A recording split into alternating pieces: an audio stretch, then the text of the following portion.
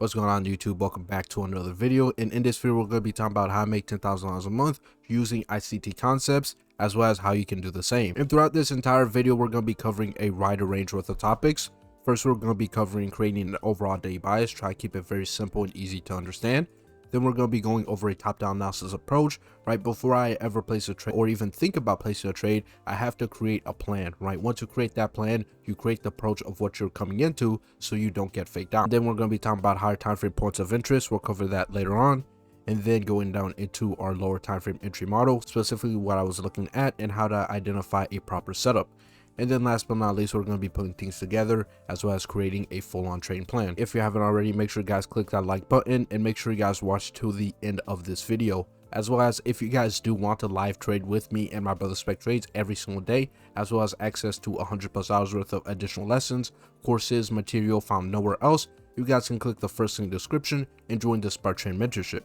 Right now within the Spark Train Mentorship, we have a goal. Basically, we're going to be live trading every single day throughout the entire year of 2025, help every single student get their first payout and help make them their first $10,000 trading. If you want to be a part of that Spark movement, make sure to click that first in the description. We're going to go over here to the Spark Trading Journal, and within the Spark Trading Journal, this is what I use to track my trades, metrics, and everything like that. This was a win. Obviously, this made me a little over $6,000, basically $1,200 across 5 Tradeify accounts. As a specific model was the 9 to 10 a.m. consolidation going into 11 o'clock reversal. We'll talk about that later on throughout the entire video, but usually when I mark out my overall models, I like to use them specifically towards time. So about, $2,000, basically a 3 to 1 hour. Time and trade was 30 minutes. This was on the Monday.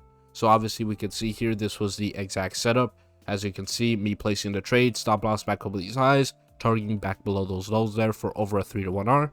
And then we can see the trade end up panning out there in just about 30 minutes, reaching down into our full take profit. And this ended up being the exact high of day, and price ended up continuing even lower. So throughout this entire video, I'm going to be breaking down what exactly was I seeing, how was I able to anticipate price to reverse at this specific level, I was able to hold my trade all the way down into its target, as well as much more. But first, we have to head onto our charts and create a daily bias or create a plan. Whenever we're creating a daily bias, we want to create the day bias from the daily time frame. And basically from the day time frame, just keeping things very simple, we want to be identifying what has the prior day done and any type of patterns that we're noticing. We want to create a narrative of where do we anticipate order flow to be strongest in. So we can see here that from the prior week, we had this massive drop to the downside from the Trump tariffs, and then those tariffs kind of got lifted here, and then we saw this massive pull to the upside. And then from that massive pull to the upside, we kind of got this little correction, and then we can see price giving this push higher. So essentially nothing really too crazy. The market is kind of in a consolidation right now. Just from economic standards, we're kind of in a level of uncertainty between, is the market going to be bullish potentially long term, or are we going to be entering a recession? Coming into this week specifically into markets, I knew that we were going to expect lower volatility as well as potential consolidation, so I made sure to be a little bit more patient. But some key things I can take note of obviously is this previous day high here, as well as these Friday lows. We can take note of these previous weekly highs as well if price ever wanted to get up there. Apart from these prior day highs and lows, there's not really much information I could really choose from, so maybe take note of this last down close candle here as a bullish order block. Clearly see that price hasn't really came down into it, so that's really all the information I can get, which is completely fine, right? Because we have multiple time frames, we're going to be doing a top-down analysis. If we don't see anything else on the day time frame, we're going to go down to a 4 hour, and then the 1 hour, and then 30 minutes, and then down to a 15. So I'm going to go down to 4 hour time frames here. So from the 4 hour time frame, we kind of get a little bit more information here. We could see that this Monday did open with a gap up. So we obviously see this gap up, taking out those previous day highs, as well as we do have this level of liquidity above us right here, which looks to be those Wednesday highs, which price does take out. And then obviously we have these previous weekly highs above us. So obviously we could see price gapped up and we're starting to take out a level of buy side liquidity. But as we can see here, when the market opened and gapped up, right, it left an inefficiency, right? This right here is referenced as a volume imbalance. So obviously there's a massive gap within the markets following the gap higher that Sunday. And obviously when price creates these gaps, more so often than not, around 80% of the time, price tends to come back to those same gaps. So obviously we have what's called a level of draw on liquidity, meaning that if price were to come higher and start to struggle and come lower, then our draw on liquidity would be to come down into this gap level, right? We have to understand the basis of the market, right? It's a series of expansions and corrections, right? For every expansionary phase in the markets, price has to potentially correct itself to fill in any inefficiencies, right? And these correction moves would be referenced to as our draw on liquidity. So essentially, this is when price creates the expansion, create an inefficiency, and that draw on liquidity is to come back down into that inefficiency to rebalance it. Following that gap higher, this is actually a good thing because it makes it very simple for us to identify where do we anticipate the marketplace to go, right? This gap level is not going to remain unfilled like this. Price has to eventually come down to it. So coming into a market session, I've marked out this gap level, and if we can see any type of consolidation or maybe reversal at these high points, then obviously price has to come down into this gap level, making a very, very easy trade. Obviously, it wouldn't make sense for me to short at any specific level, right? We have to gain additional context and short at specific levels. That's going to get me a good risk reward, because if I just short right here and have my stop loss up here and target down here, that's a terrible risk reward. So this is where we get down into the lower time frames and build that lower time frame execution model. From this point forward on the 4 hour, I don't really have much to really say about it, right? We identified that gap level, identified some liquidity pools. Now we're going to go down to the 1 hour's time frame to see if we can get some more information. On the 1 hour time frame here, we can identify some more information pretty well. So we can identify this last up close candles right here. So we have this last up close candle all the way back above this high, right? So this would probably be, right, a bearish order block, right? This was the last up close candle here before seeing this massive drop to the upside. So obviously at this high point, there's probably still a ton of orders positioned to potentially take the market lower. So once price comes back into this level, most likely it would be a level of resistance, as well as just below it, identify that liquidity pool. Right, we can identify this liquidity pool here, which was the prior, Wednesday highs. So obviously we have this liquidity pool, as well as we do have this last up close candle referenced as our bearish order block, right? Just trying to keep things pretty simple, right? Identifying where are you within the overall spectrum, right? We're currently anticipating price to come down into this volume bounce to fill it in, right? This would be referenced as our drawn liquidity, right? But obviously we have to position ourselves within a level of resistance to come down there. The resistance that we're looking for is above us within this order block. So obviously my overall narrative in creating a daily bias, I want to see price come higher into this order block to give a level of resistance, and then off of that break from it, I can then position myself short to reach back lower prices into this volume and bounce, keeping things simple as 1, 2, 3. Where have we been? Where are we currently at, and where do we anticipate price to go next? Where have we been is we've seen that price gapped higher, right? Leaving this volume and bounce. Where are we currently at? Well, we're currently at a level of resistance. Not only do we have this liquidity pool above us, but we do have this last up close candle in reference as a bearish order block. And where do we anticipate price to potentially go next? Right, we anticipate price to come back down into that volume bounce like we mentioned. So as within this volume bounce, we can identify this Asia session low. So the Asia session stems from 8 p.m. to 12 a.m. EST, right? And specifically the Asia session highs and lows referenced as liquidity. Price tends to usually come back into these Asia session highs and lows on a consistent basis. So the fact that price has not taken out these Asia session lows yet means that this is also a draw on liquidity. Not only do we have this volume bounce, but we also have this Asia session low, meaning that this is a good area that we can anticipate price to come back down into. This is what you would call confluence, right? You want to be looking at a specific level and building consistent narratives as to why something should pan out. Why should price come back down here? Not only do we have a gap within the markets, but we also have a level of liquidity, which is those Asia lows.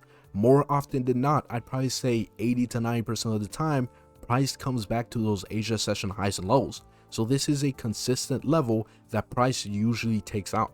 So if we could see a level resistance within these highs, this is a good level to target. This was the exact bias that I marked out with the trading team that exact day. And now I'm going to go down to a 15 minutes time frame and show you guys the exact trade. Coming down to the 15 minutes time frame here after creating our overall daily bias, and what we're looking for, the last thing that we're going to be doing is obviously waiting for time. Right, 9:30 is the stock market open, right? Trading the S&P 500. This is when the most volatility within the markets kick in. See, as 9:30 kicks in, this is when we want to be looking for our overall position. Here, just before 9:30 opens up, we can see we've had that rally to the upside, taking out that level of liquidity, as well as tapping into this level of resistance. Obviously, we're not just going to immediately take a trade at this level. We want to see price close lower, right? Identifying a breaker structure from the 15 minutes time frame, and off of that close lower, that would then give me my justification that price has found resistance at this level, and then any pullback, right, I could justify as a short position reaching back below lower prices. 30 opens up and we see this massive spike to the downside. It's very important that you don't chase price. As price was coming lower and lower and lower, I did not chase it because I always understand that price is going to give me a correction move, right? Don't just preemptively just chase the market as it's going higher and lower. You always want to be following your trade plan. But this was very good because it identified a breaker structure. Price came all the way down here to take out this original low, right? This would be identified as a breaker structure. And the reason why this is a breaker structure is because there's narrative behind it. Price came higher to tap into a level of resistance following this push lower. Even though we did not get a strong body close below this previous low, the context behind it means a lot more than if price created a wick here or if it created a body close. I know a lot of people in my comments, would say, that's not breaker structure because it was simply just a wick, but it's not about the wick or the body closures. It's about the context behind it. So this would be identified as a real breaker structure. And just above us, we can identify multiple points. Obviously, we can identify this last up close candle here, right? This last up close candle would be identified as an order block, right? The reason why this would be a high probability order block was because this was the last up close candle after price taps into a level of resistance. So we have a level of resistance here, price comes higher to tap into it, and then we see a break in the opposing direction. This last up close candle is a high probability order block because most likely once price tapped into this resistance and then left it, price is not going to break back above this high, right? This is now our classification as a strong high. Price tapped into a level of resistance and it ran away from it. Why would price come back higher to take out this high point? It doesn't need to. It already found the resistance that it needed, meaning this is a strong high, meaning that any last up close candle within that strong high is a high probability order block. Go from the body here to the highest point, and this would be my order block zone. Basically, I was anticipating as 10 a.m. opens up, does price come back within this last up close level to find the resistance that it needs to come back below lower prices. 9:45 opens up, kind of creates this doji rejection wick here, just being a little bit more patient, waiting for that 10 a.m. open. See here, 10 a.m. opens up, we see this long rejection to the upside, which at this case scenario, I was able to frame my short position and adjust my stop loss back above these highs. See, I was just targeting back down into that volume imbalance for a 3-to-1R, but it's very important to understand how I trade. Whenever I take my first position, I use less risk, take into account any added volatility, as well as I use a bigger stop size. Don't use low 3.5, 0.7 point stop losses, right? You need a bigger stop size, right? Because the market is always going to be volatile. It's always going to be unpredictable. You need that first trade to have a wider stop loss so you can have extra cushion within your trades. And then if price goes into my favor, then I could scale in and adjust my stop size. Right? Stop going into your first trade with full risk in a tight stop loss. You're going to lose more often than not. Go into your first trade with lower risk, a bigger stop size, and as it goes into your favor, then you could scale in and adjust. Right? This is proper trade management that's going to keep you in the game for a very long term. As well as if price were to just come all the way back up here, it would only stop me out for a smaller amount because I never scaled in. Big way of how I trade is I use low risk, and when price goes in my favor, I scale into my position. I'm basically just looking for maybe some type of rejection, right? And as we can see right here, this is exactly what I was looking for. Price comes back higher to take out this original high, and then we saw this rejection to the downside. This is a good candlestick pattern because this indicates that once price came back higher to take out this original high, it immediately ran back lower, right? This is what's referenced as an inducement. Obviously, we have this strong high point above us, and then below it, we have an internal high. When price comes higher to take out this internal high here, then we see a rejection lower. This is a good indication, right? Anyone who was short here or maybe short here, they most likely put their stop losses back above this high. Price comes higher to take out those traders, right? It comes higher to take out those traders as liquidity to then give the real move. See, we've identified our strong high point. We use low risk and a wider stop size to take into account that we have a safe stop loss. price never came back up into a strong high point because we knew price wasn't going to break back over this high, but it was going to take out this high right here. So as price took out this high and gave this rejection, this was my confirmation to then scale into my trade setup.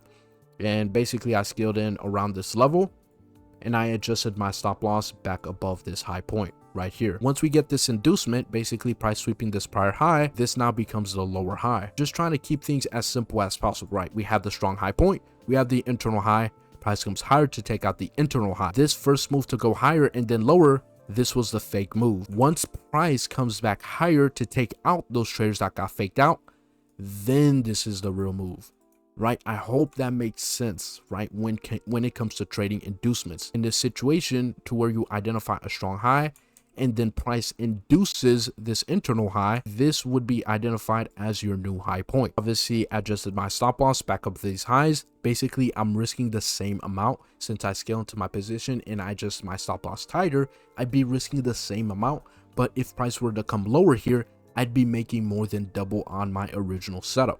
So this is just a cheat code that I use when it comes to proper trade management. Price sees this drop lower here. We see another drop lower right there. And then finally, price comes all the way back down there, right? Just like I mentioned about the fake move, right? That first initial drop right here off of this rejection, that was the fake move. Price gains back higher to take out those traders that got faked out. This is why it's important to have a wider stop loss, because you wouldn't have gone faked out if you had a wider stop loss. Right, it came back hard to fake out those traders and then it gave the real move. Right, price is always going to create a fake move before the real move. This is why I urge traders to not use a tight stop loss and obviously scale into your positions once you get that confidence. Right, once price starts going in our favor here, we can scale into our positions even more and obviously maximizing our overall reward, and price ends up continuing even lower to take out those Asia session lows like we talked about, as well as fill in the exact gap low, just like so. And that was the entire trade day. Throughout this entire video, we covered daily bias, we covered top-down analysis, higher time frame points of interest, drawn liquidity, as well as our lower time frame execution model, which is the inducement. You guys want to see me do this live every single day, as well as access to 100+ hours worth of additional education to help you become a better trader, as well as consistently profitable trader. Only talk about strategy, but we also talk about psychology, trade management, risk management, as well as detachment from losses, everything that you would need to become a full-time trader. If you want to be a part of that strong community of traders with the same mindset of you to becoming better, stronger, and empowering you guys to becoming full-time traders and stop having this as a dead-end hobby to now making a full-time career, click the first in the description, join the Spark Trade Mentorship, or if you guys want more personalized one-on-one help, you can click the second link and join the Spark Trade University. That's our one-on-one coaching mentorship where we coach every single student until they're a full-time trader or consistently profitable. That's going to be it for a video. I hope you guys got a lot of value from this video. Before you leave, make sure you guys like, subscribe, and comment what you guys want to see next. I'm your mentor, Arkhamtrades. Be safe.